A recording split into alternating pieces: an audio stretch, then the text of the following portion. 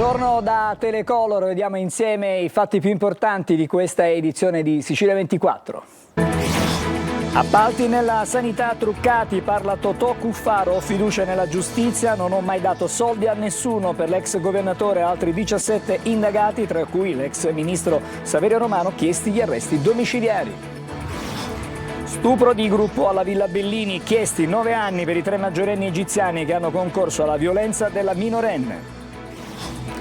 Arrestato il presunto assassino di Giuseppe Ottaviano, l'omicidio del 41enne trovato morto nella sua abitazione a Scicli lo scorso anno.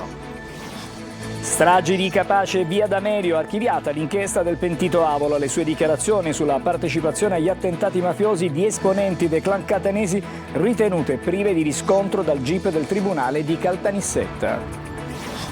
A Capizia attesa l'autopsia sul corpo di Giuseppe, poi i funerali del sedicenne. Intanto i 3 fermati, tra cui il 20enne accusato dell'omicidio, saranno interrogati in mattinata per la convalida del fermo. Rinvio a giudizio per 4 medici dell'ospedale Santeria di Caltanissetta, accusati di aver causato la morte di Mirko Mattina, il giovane arrivato in ospedale per una pancheratite acuta.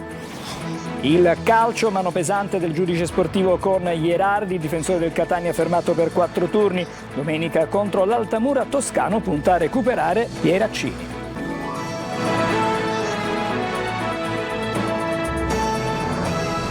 Ancora buongiorno, cominciamo il telegiornale ancora con la nuova inchiesta sugli appalti truccati nella sanità, così almeno affermano i magistrati di Palermo. Parla Totò Cuffaro, fiducia nella giustizia, non ho mai dato soldi a nessuno. La procura per l'ex governatore, come detto, ha chiesto, e anche per l'ex parlamentare e per l'ex ministro Saverio Romano, ha chiesto l'arresto domiciliare. Ma sentiamo i particolari. Dalla gara ausiliariato bandita dall'ASP di Siracusa al concorso pubblico a 15 posti a tempo indeterminato per operatore sociosanitario all'azienda ospedaliera Villa Sofia Cervello di Palermo. Sono queste alcune procedure finite sotto la lente di ingrandimento dei magistrati palermitani che hanno chiesto l'arresto per corruzione e turbata libertà degli incanti di 18 persone, tra cui l'ex presidente della regione siciliana Salvatore Cuffaro e l'ex ministro Saverio Romano, ora deputato di Noi Moderati. Cuffaro commenta così l'avvio delle indagini da parte della procura palermitana. La procura fa il suo lavoro, scrive tante cose, poi piano piano leggeremo le carte, perché adesso abbiamo letto soltanto le intestazioni, faremo le nostre valutazioni assieme all'avvocato. Per la procura, Cuffaro avrebbe consegnato una tangente a Giovanni Giuseppe Tomasino, direttore generale del consorzio di bonifica. Io non ho mai dato soldi a Tommasino per il semplice motivo che non li ho mai ricevuti, quindi non capisco perché avrei dovuto dargli dei soldi. Questo l'ho letto pure io, mi ha molto meravigliato, ma non ho ricevuto soldi e non li ho mai dati. Questo sono categorico, lo escludo. Un comitato di affari occulto, così lo definisce la procura di Palermo, al cui vertice ci sarebbe stato proprio l'ex presidente della regione Totò Cuffaro. Lui smentisce. Mi pare dalle carte che ci sono, non mi pare che contestino molto di sanità, ecco. Sono numerose le reazioni della politica alla notizia dell'inchiesta che coinvolge, come avete sentito, Totò Cuffaro e anche Saverio Romano. Il centrosinistra accusa Schifani e denuncia il sistema del malaffare. Sentiamo il servizio. All'Assemblea regionale siciliana il Movimento 5 Stelle abbandona l'aula per protesta. Schifani venga a riferire sulla sanità che precipita, dicono. Il presidente Schifani invece sceglie i social e in un post scrive: gli indagati potranno dimostrare nelle sedi opportune la loro estraneità alle contestazioni mosse dalla procura di Palermo. L'inchiesta sugli appalti e le mazzette, che coinvolge Totò Cuffaro e Saverio Romano tra gli altri, scuote la politica siciliana.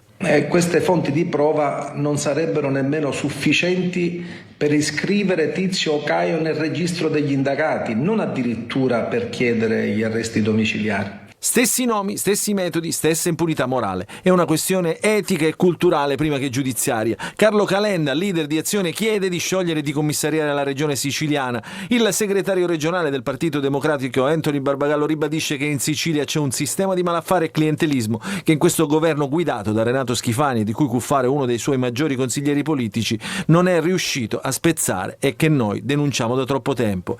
Italia Viva con Davide Faraone parla di un sistema della sanità siciliana da radere al suolo volo. Europa Verde chiede le dimissioni di Schifani. Ismaele Laverdera di Controcorrente invita Schifani a mettere alla porta la DC dalla sua giunta. Alleanza Verdi e Sinistra si scaglia invece contro tutto il centrodestra.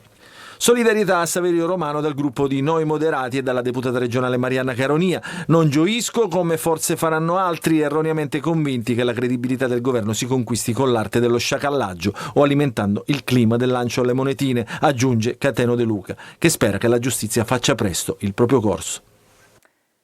Adesso ci occupiamo ancora dello stupro alla Villa Bellini a Catania. Sono stati chiesti 9 anni di carcere per i 3 maggiorenni egiziani che hanno concorso alla violenza sulla minorenne. 9 anni di reclusione per i 3 egiziani maggiorenni, 5,5 per il complice che ha permesso agli inquirenti di identificare tutti i componenti del branco. Sono queste le richieste di condanna della PM Anna Trinchillo per lo stupro di gruppo di una ragazzina avvenuto alla Villa Bellini di Catania. I 4 imputati sono accusati anche di violenza privata nei confronti del fidanzatino, che secondo la ricostruzione fu bloccato e costretto a guardare la violenza commessa da 2 egiziani, un maggiorenne e un minorenne, già processati e condannati non in via definitiva in altri filoni dell'inchiesta. La violenza avvenne nei bagni della villa comunale del capoluogo etneo a fine gennaio 2023. La notizia, appresa all'inizio dei festeggiamenti a Gatini, sconvolse la città. Ancora cronaca, arrestato questa mattina il presunto assassino di Giuseppe Ottaviano, l'omicidio lo scorso anno del 41enne che fu trovato morto nella sua abitazione a Scicli. Sentiamo e vediamo il servizio.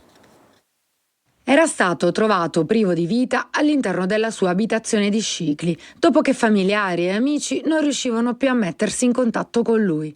Dopo la scoperta del suo corpo senza vita, si era dato il via alle indagini.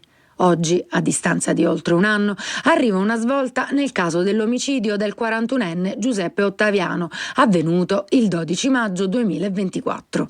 I carabinieri del Comando Provinciale di Ragusa, coordinati dalla Procura della Repubblica di Ragusa, questa mattina hanno arrestato il sospettato autore del delitto. Gli inquirenti, infatti, hanno ricostruito le ultime ore dell'uomo, determinando con precisione con chi fosse e soprattutto quali fossero le motivazioni dietro il tragico gesto. La comunità di Scicli, vicina alla famiglia, aveva più volte espresso il desiderio di ottenere la verità e l'arresto del presunto autore rappresenta un passo importante verso la chiusura di una vicenda dolorosa. Ci occupiamo adesso delle stragi di Capaci e di via D'Amelio. È stata archiviata l'inchiesta sul pentito Avola, le sue dichiarazioni sulla partecipazione agli attentati mafiosi di esponenti dei clan catanesi sono ritenute prive di riscontro dalla GIP del Tribunale di Caltanissetta. C'è una totale falsità del narrato. Così il GIP di Caltanissetta Santi Bologna ha disposto l'archiviazione dell'inchiesta avviata sulle dichiarazioni del pentito Maurizio Avola sulle stragi di Capaci e via D'Amelio. Secondo il magistrato, le accuse del collaboratore di giustizia nei confronti di alcuni esponenti di Cosa Nostra catanese, tra cui Aldo Ercolano, Marcello D'Agata ed Eugenio Galea, non trovano alcun riscontro. Si pone così una pietra tombale sulla pista investigativa che aveva ipotizzato il coinvolgimento di uomini di Cosa Nostra catanese nelle 2 stragi che costarono la vita ai giudici Giovanni Falcone e Paolo Borsellino e agli agenti delle loro scorte. Avola, che scelse di essere un affiliato della famiglia Santa Paola, da lui venerata come un soldato venera il proprio generale, eseguendo gli ordini senza porsi interrogativi, fu il braccio, assieme ad Ercolano, che uccise Pippo Fava, ma dopo l'arresto decise di collaborare con la giustizia. La richiesta di archiviazione arriva dopo indagini e intercettazioni che non hanno lasciato spazio alla possibilità di avvalorare le dichiarazioni generiche di Avola sulla strage di Capaci, non sufficienti a dimostrare una partecipazione diretta sua o di altri catanesi alla fase preparatoria dell'attentato. Per quanto riguarda la strage di via D'Amelio, in cui il pentito del clan Santa Paola si era autoaccusato dell'esecuzione materiale assieme ai boss Aldo Ercolano, Giuseppe e Filippo Graviano e Matteo Messina Denaro, il giudice ha rilevato molteplici incongruenze e contraddizioni che rendono il suo racconto non attendibile e privo di riscontri oggettivi. Adesso torniamo ad occuparci dell'omicidio del sedicenne assassinato per errore sabato sera a Capizzi nel Messinese. Si attende che venga effettuata l'autopsia sul corpo di Giuseppe Di Dio, dopodiché sarà dato il via libera ai funerali. Per la giornata di oggi è in programma l'interrogatorio di Giacomo Frasconacchi, accusato proprio del delitto, e dovrebbero essere interrogati anche il padre ed il fratello. l'interrogatorio di garanzia in programma nella giornata di oggi. Dovrebbero essere interrogati domani nel carcere di Enna Giacomo Frasconà Filaro, il padre Antonio, il fratello Mario e 3 uomini in stato di fermo da 3 giorni per l'omicidio di Giuseppe Di Dio, 16 anni, avvenuto a Capizzi davanti ad un bar sabato sera. Giacomo Frasconà, il più grande dei fratelli, è accusato di omicidio, tentato omicidio, detenzione abusiva di un'arma da fuoco clandestina, lesioni personali e ricettazione, mentre il padre e il fratello sono accusati di averla accompagnata in auto in occasione del folle blitz in pieno centro urbano. Il GIP si pronuncerà sulla richiesta di convalida del fermo con mantenimento della misura cautelare in carcere che sarà formulata dal pubblico ministero Salvatore Interlandi. Gli indagati, secondo quanto riferito dal difensore, l'avvocato Felice Lofurno del Foro di Nicosia, sarebbero intenzionati a rispondere alle domande del giudice per fornire la loro versione dei fatti. Secondo il penalista, Giacomo, il presunto omicida, sarebbe stato oggetto di una serie di sbeffeggi da parte della vittima designata che sarebbero culminati in un pestaggio avvenuto poco prima della sparatoria. Subito dopo il pestaggio e la tesi della difesa, il giovane avrebbe raggiunto una casa abbandonata dove avrebbe preso la pistola con cui poi ha sparato. Ma qualcuno avrebbe avvertito la famiglia e il padre Antonio insieme al figlio Mario si sarebbero messi alla ricerca di Giacomo per evitare che facesse una sciocchezza. Dopo averlo trovato lo avrebbero fatto salire in auto, il giovane si era calmato e avrebbe chiesto al padre di lasciarlo davanti al bar per prendere una birra, invece si è consumata la tragedia. Intanto si attende che venga eseguita l'autopsia sulla salma di Giuseppe Di Dio, un atto dovuto in questi casi solo subito dopo potranno essere fissati i funerali. Adesso un caso di presunta mala sanità, rinvio a giudizio per 4 medici dell'ospedale Santeria di Caltanissetta accusati di avere causato la morte di Mirko Mattina, giovane arrivato in ospedale per una pancreatite acuta. Sentiamo Rita Cinardi.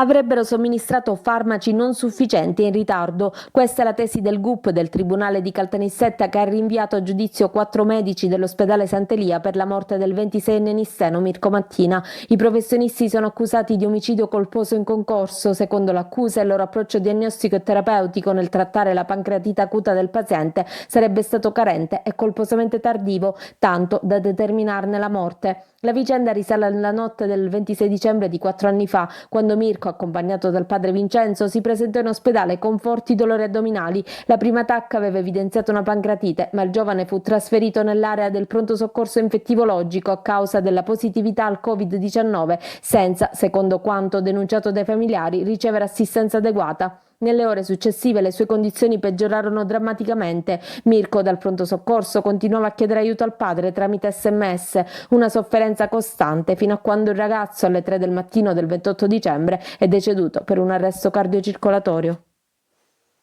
A Marsala, nel Trapanese, erano tornati a riorganizzarsi, smantellata la nuova piazza di spaccio, la base operativa ancora una volta nel quartiere popolare di Sappusi. Laura Spanò. I carabinieri di Marsala hanno arrestato 6 persone per associazione per delinquere finalizzata al traffico di stupefacenti. La base operativa era nel popolare quartiere Sappusi, già al centro di numerosi blitz antidroga. L'indagine ha documentato le fasi di riorganizzazione del sodalizio criminale. L'operazione si pone in rapporto di continuità con le precedenti indagini Virgilio e Virgilio 1, che negli ultimi anni hanno consentito di smantellare fino a impedire qualsiasi tentativo di riorganizzazione della storica piazza di spaccio di Sappusi. Eseguite perquisizioni personali domiciliari alla ricerca di armi, droga e soldi. L'inchiesta avrebbe fatto emergere le attività di approvvigionamento e commercializzazione di crack e cocaina e di documentare il sistema di recupero credito con estorsioni anche nei confronti di pusher della stessa organizzazione, che sarebbero stati costretti a dare impegno alla carta prepagata del reddito di cittadinanza a garanzia degli illeciti debiti contratti. Sempre a Marsala la Guardia di Finanza ha arrestato anche un uomo che aveva trasformato la sua casa in market del crack, sequestrata una carabina. I finanzieri del Comando Provinciale di Ragusa stanno eseguendo una ordinanza di applicazione della misura cautelare degli arresti domiciliari nei confronti di 4 persone ed un decreto anche di sequestro preventivo di oltre 5 milioni di euro. Reati ipotizzati nei confronti degli indagati sono associazione per delinquere finalizzata alla commissione di frodi a danno del bilancio dello Stato in materia di bonus edilizi. Tutti i dettagli nelle prossime edizioni dei nostri telegiornali. Adesso una breve sosta e poi ci ritroviamo ancora insieme.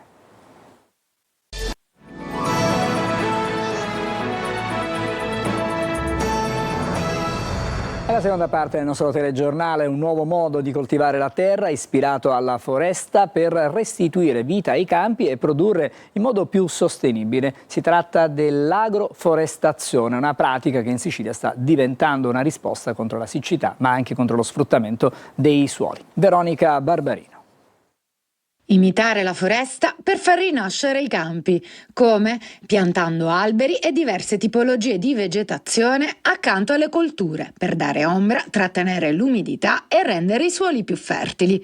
È l'agroforestazione, un modo di coltivare che unisce produttività e sostenibilità per un cibo più sano e naturale. Questi luoghi di coltivazione si chiamano food forest e oggi si fanno spazio anche in Sicilia, dove siccità e sfruttamento intensivo dei terreni nell'ultimo trentennio hanno messo a dura prova l'agricoltura tradizionale. Grazie al supporto di queste piante che hanno questa grossa capacità di adattarsi in condizioni climatiche estreme e con pochissima disponibilità d'acqua, vanno a creare in pochissimo tempo condizioni idonee per supportare queste piante già molto più esigenti. Quindi grazie al lavoro del fico d'India, delle aromatiche e dell'ombreggiamento che vanno a creare le piante arboree a crescita molto veloce, facendo in modo che queste piante in piena estate non patiscono le pene dell'inferno. Un esempio di food forest arriva dal Ragusano, dove vecchi terreni agricoli sono diventati veri e propri ecosistemi produttivi. Iniziamo con i fichi d'India,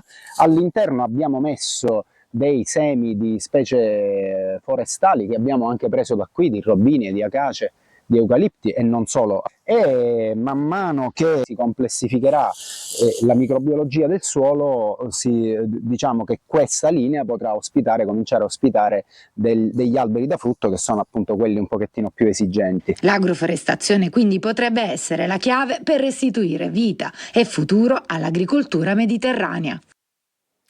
E adesso parliamo di cinema. Agrigento si trasforma in un set a cielo aperto per le riprese della miniserie Il giudice e i suoi assassini. Michele Placido porta sullo schermo la storia del giudice beato Rosario Livatino, simbolo di fede e legalità. Il regista sta lavorando in Sicilia in questi giorni, spinto da una grande passione. Sentiamo Eva Spampinato. Riprendere soprattutto quello che Livatino amava di più, fiducia nella giustizia e alla fede, perché lui amava la figura di Cristo. Michele Placido non nasconde l'entusiasmo che in questi giorni e in queste notti lo sta spingendo a lavorare senza sosta nei luoghi di Rosario Livatino. Raccontare una figura straordinaria e potente come quella del giudice beato ucciso dalla mafia nel 1990 per Placido è un modo per rendere omaggio ad un giovane uomo diventato simbolo di coraggio e integrità. Cristologia e giustizia. Sono tanti gli elementi che hanno fatto sì che io con questo entusiasmo riprendessi in mano questa nuova scoperta. Lo incontriamo durante le riprese della nuova miniserie Rai, Il giudice e i suoi assassini. Placido ci svela anche un altro motivo che lo ha spinto alla regia per la prima volta in una fiction Rai. Soprattutto per la collaborazione con Falcone e Borsellino, cosa che non c'era nella passata storia, e questo è stato l'elemento che mi ha incuriosito moltissimo.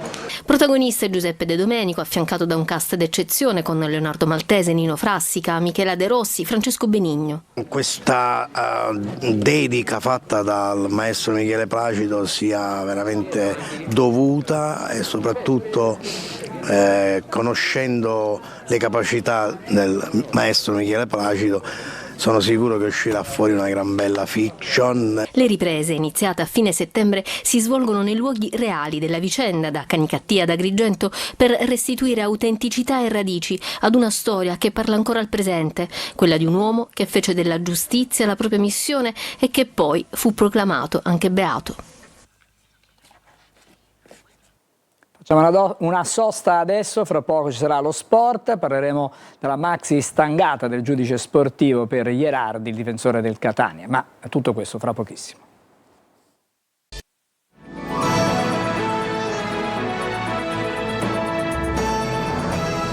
Come anticipato è il momento del calcio e parliamo della maxi stangata del giudice sportivo per Gherardi, 4 turni di stop e quindi salterà non solo la prossima gara, quella con l'Altamura, ma anche le prossime 3. Il difensore del Catania espulso contro la Casertana. Gli aggiornamenti nel servizio di Francesco Triolo. Una stangata per Mario Gherardi e per il Catania, l'espulsione a Caserta costa cara al difensore rossazzurro, ben 4 giornate di squalifica per il fallo di reazione commesso su Heinz a 6 minuti dallo scadere quando i rossazzurri erano avanti per 2-1. Gherardi così, oltre alla sfida in casa con l'Altamura, salterà la trasferta di Casarano, il successivo match interno con il Latina e la gara esterna con il Picerno, tornando a disposizione solamente a dicembre per Catania-Crotone. Per rimpiazzare lo squalificato Gherardi, Toscano dovrebbe ricorrere a Pieraccini, rilevato proprio da Gherardi nel secondo tempo della gara di El Pinto, l'ex Cesena uscito per un affaticamento muscolare ma che sembra recuperabile per domenica.